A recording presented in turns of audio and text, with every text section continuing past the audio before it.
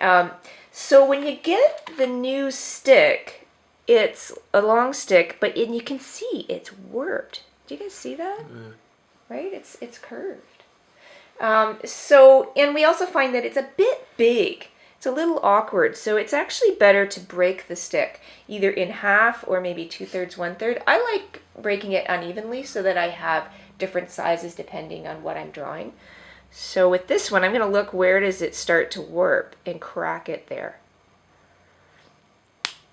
Oops. These are a bit hard. This is B. So this comes in different hardnesses and softnesses, similar to pencils. They come B and 2B, I believe. I think you can even get an HB, but it's way too hard. So I really like 2B. I like it being softer, and they do crack easier the softer it is. So now I've got 2 pieces, and so the harder ones can kind of shatter a bit. The softer one doesn't. So you have to find out if you have a really hard, heavy hand, or if you like to have a good edge, you might like the softer one, or the harder one, which is B. And if you like to have something that's very responsive, and then you might want the 2B, or if you don't push as hard, right? So now what I have to do is to get both the warp out of it, and if you look at it carefully, I'll pass them around, it's shiny. It's got this shiny wax coating on it. And that would be to kind of keep your fingers relatively clean. Right. But it's actually a problem because it doesn't contact the page well with that wax on there. So when we get a new stick, we need to rub it down. So look at this, like it doesn't even contact in the middle. So one of the things with this is we want to be able to draw with the side of the stick. And we do some like shading big broad areas. So the first trick is to rub it down so that it contacts evenly. So we get to rub that warp out of the stick. And we want to rub the wax off the stick. So now it's contacting, right? And I have to do that to every side. There's usually one side that's worse than the other, obviously, right? Till I get it so that it's even, smooth, full contact, right?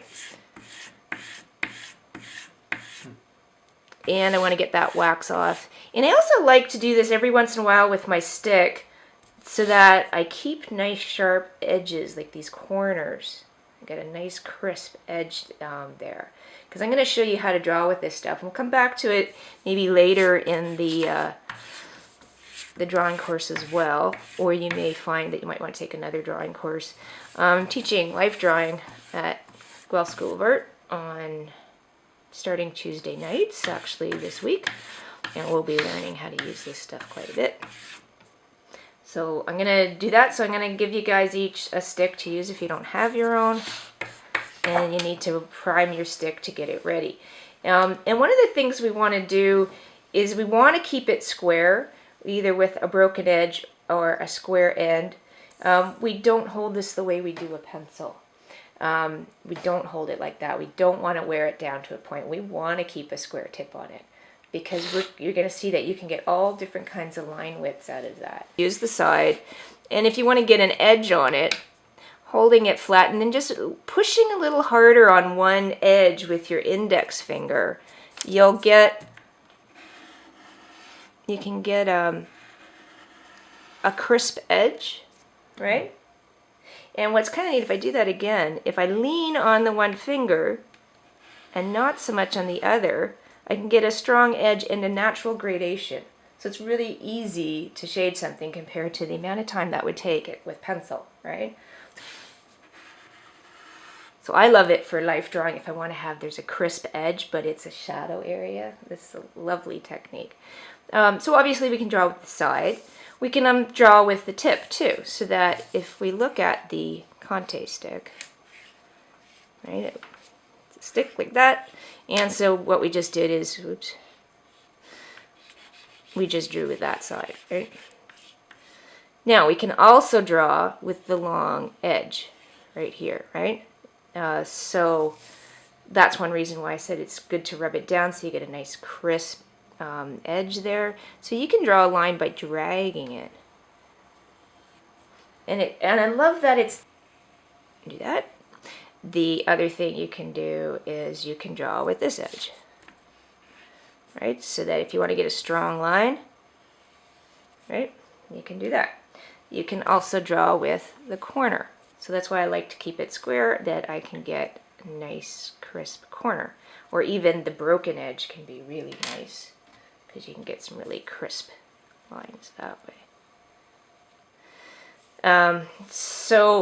This, in today's class, we're not learning how to draw with Conte. I could show you some other drawings another time and how wonderfully responsive it is. For example, though, just to give you an idea, because we're just going to be shading with it today, but you can go from thick to thin to light, dark, from the side to the edge to a corner. So it's wonderfully responsive to your hand. And imagine all what you could do just by changing your pressure and your angle a little bit. So it's always held overhanded like that and pinched. So you're going to, between your your two forefingers and your thumb, bending at the first joint so that your knuckles are almost dragging on the page. And it helps to have short nails. And so mine are a little bit long, but so it's held like that. So that all the movement happens in your wrist. Okay, so that you can go from flat to corner to edge, so that you could just create a really rich drawing in just a matter of seconds almost, right? Okay, but the lady in Hannah Bendov in Paris, she was so great in that she helped me to see things even better and how to use this stuff. She said, if you really look at forms, there's crisp edges that seem really contrasty, and if you could draw a line that would stand for that, it would be a thin, crisp, dark line. And she said there was at least 10 different kinds of lines. And I should at least be able to get 10 lines with Conte. In fact, I think there's a myriad more. But she said you should be able to go from thin, dark, crisp line to a strong black line to a thicker, strong black line. And then she said so that on a highlight edge that's really crisp and contrasty, you can see that. There's some places where you might get a contact shadow, like where the limb comes together and folds. You might get a stronger line like that. And then she said in the shade side, you get sometimes fuzzy lines, or where there's not as much light hitting. The lines can start to look, they're still dark, but kind of fuzzy. So use the side of the stick, right? And that there'd be a variety of different thicknesses. So what we can do with this, so when I did this, I used the corner. And then when I did that one, I kind of twisted onto the corner. So it wasn't just on the very corner, it's a little bit here. Then when I did that one, I'm using the whole edge there. And I can turn that from this way to that way as well. So then when I want to use to have a fuzzy line, I'm going to use the whole side of the Conte stick, right? And I can drag it vertically on an angle or horizontally to get different widths, right? Now, the other thing I can do, if I want to get kind of an interesting line that changes, I can draw with that whole front edge. Isn't that kind of nice? Nice varied line. And another thing that, I'm not sure if I got that from her or somewhere else along the line, probably over at Sheridan in the life drawing groups. If you want to, when you're, let's say some of you were shading in the shadows around the figure, you'll see a highlight edge. It looks really crisp and strong, but it's shadowy behind. You can get that effect by putting the Conte on its side and then leaning more on your index finger. So you get a crisp edge, but it fades away into shadow on the other side. I wish I had more paper underneath here because I'm getting this funny texture from the board, eh? And what's great about Conte is when you can combine all of these lines. So if I'm using all darks right now, I might have that I could go from thin to the side, to the flat, back to thin. Now the other thing she said is, okay, I've got my 5 dark lines like this. She said there would be those same lines but in gray, very soft, low contrast. So can I get a thin gray line, a stronger gray line? So that Conte is very receptive to pressure changes, right? And so there's all those, quite a few different lines you can try. And then what's so lovely when you're drawing is that you could look at the model and see, oh, I see crisp edge that changes to a shadowy edge, back to crisp, and then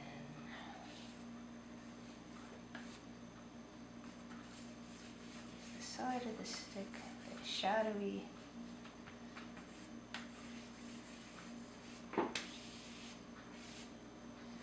It's really good to have a whole bunch of paper underneath as a cushion so you don't get textured board. But so what I'd like for you to play with, oh, let's see, how about we try that lean on one edge. Yeah, I really should have more paper underneath this. But so play with at first just, could I get a strong line that then goes into a soft line, into a fuzzy line, onto the edge, back onto the tip, that it's so wonderfully expressive in what it can do, right? You can do also other wonderful things with this. It makes wonderful marks. So you can create textures. Oh, I saw one student, she was drawing a picture of an old man, really wrinkled skin, and she was rolling her Conte stick, crisscrossy shapes, to get this texture, this skin. It's awesome. So Conte can do so many great things. So what I'd like for you to first do is to just play with it without looking at the model. Can you get, thin, crisp? That's the hardest one to get. Through this, thicker, stronger, stronger. Right. Fuzzy, dark, wide. Can you get it to go crisp on one side and soft on the other side? Can you do the same thing in gray, right? And then connect all of that. Play with different pressures, different angles. So one of the important things is that you pinch it like this, right? And that you're moving at the wrist, so you can go from dark up onto the corner, onto the side, onto the edge, back onto the tip. So that if you're holding it like a pencil, you can't do that, right? So really important that you hold it like that. So, and that you keep it square, that if you start holding it like that or tilting it up too much, it's going to wear to a point, and you won't have the control of that edge to say, I want to draw with the edge right now, or I want to draw with that long edge. You want to keep it square. So every once in a while, rub it back down to keep that nice crisp edges. It's far more expressive. So that what we're going to look for as we're drawing is shade and shadow. We're also going to look for when are the edges seem crisp, when do the edges seem fuzzy, when are they dark, when are they gray. And we're going to do it a little bit incrementally. So first is to play with the Conte, just to get used to it. And I'll give you some input. And then we're going to start sort of incrementally, and I'll make suggestions of what we're going to focus on first, and then next, so that we can really master this stuff. And it is so beautiful and so responsive for life drawing, so quick to get a really rich looking drawing. And I'm always amazed when you go to some of those great art schools, and you go through illustration or the fine art or animation, you can see what they create with this stuff. It's amazing, just beautiful. It's really able to do a lot of different things. So that, and you have to find out what a good stick for you is. I find B is good. It holds its edge. If you like to have that crisp, dark edge and something you can push on and you don't lose the edge too quickly, then you might like B. I find HB just too hard personally, but if you're really heavy-handed, you might like it. 2B is lovely if you like to shade a lot. And if you want a slightly softer look, it's good. But what's frustrating about it is you lose your corner. So it's hard to get that crisp thing.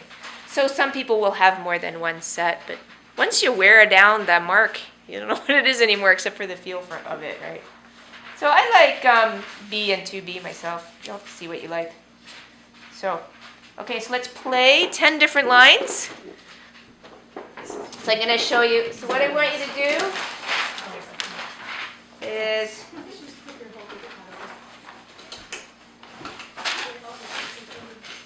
so you're going to get 10 lines. So black and gray. And then once you've done those, you're going to try changing. Can you push? Can you stay still?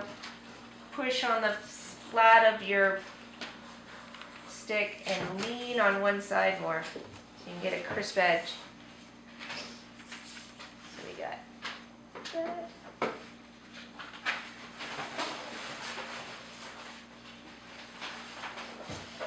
See how much nicer it is when you have a pad underneath? It looks so much nicer. And then gray.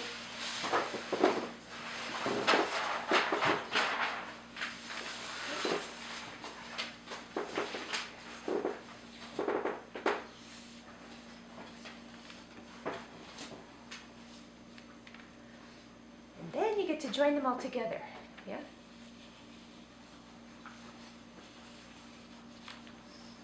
Lovely stuff. Okay, give it a go of playing around with it. It's like Vanna, like this. So usually when you're holding charcoal or Conte, you want to pinch it between your fingers, right? And I would say with Conte, do not let it wear down like that. You want to keep it square. But with charcoal, it's an asset because it's so thick and chunky, and it doesn't keep a sharp corner when it's square anyway. It does because it's so soft. Thank you. And if you allow it to wear down like that, this becomes more useful and feels less chunky. So what I can do with that is I can have a thin point, but it's still, if I'm going to maybe pass this stick around, this is well worn. Whoever used this did a good job of using it. And it's a good thing to kind of consciously turn your stick from time to time so that it wears down evenly to a point.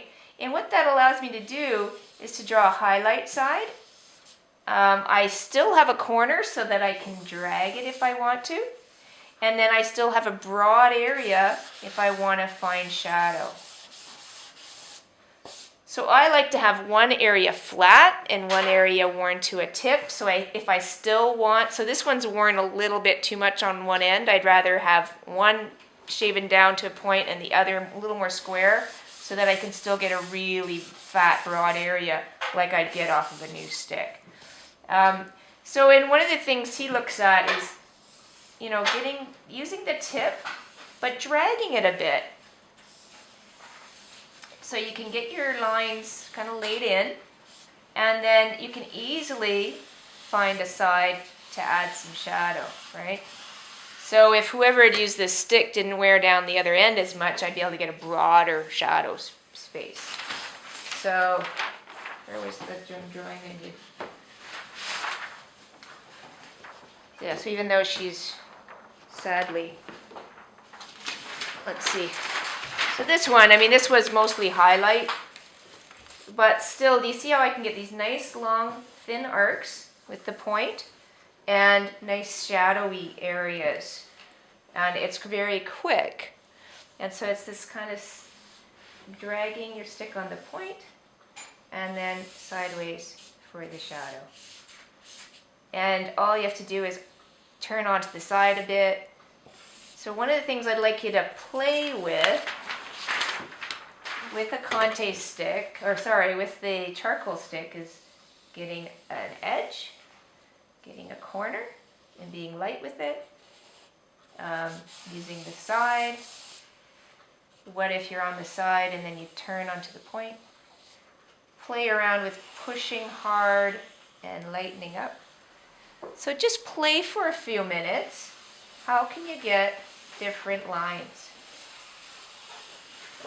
Now the other thing that's lovely with charcoal, once you play with your lines, you can also very softly drag the side of the stick. You see that? To get a nice, broad, soft shade area. So can you try that too? Just if you have the flat of the stick on this page and just drag so softly, you can get a big, broad area of shadow. So an application of that. So some of us, when we had the light on the opposite side, she was all in shadow on this side. So we could say, well, let's shade in the shade side of the body, which is mostly in shadow on one side. And then come back with some details into that shadow with a little harder pushing. And then find highlights. Deformed rest, oops.